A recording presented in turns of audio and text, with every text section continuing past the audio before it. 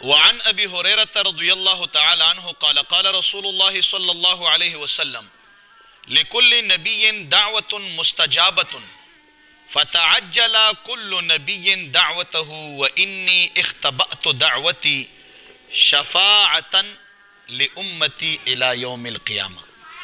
فهي نائلة إن شاء الله تعالى. بخاری شریف حدیث تے حضرت رسول اللہ صلی اللہ علیہ وآلہ وسلم مبارک فرمائی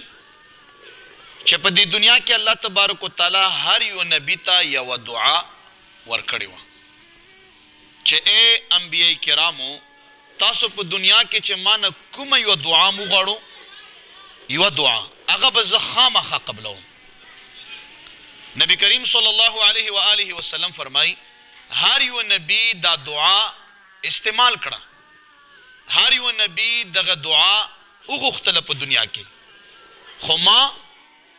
هغه دعا چې الله تعالی فرمایي چې زه به یقینا قبلوم او مستجابه به وي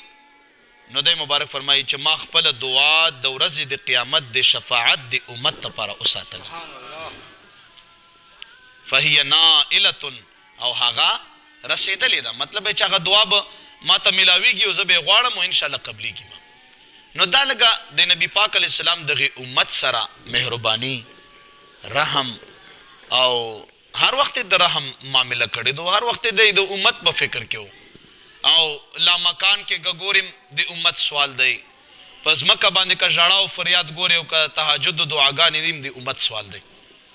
نو ذهن چې بېشماره رحمتونه وي په داسې خوږ او ښکلي نبي مبارک باندې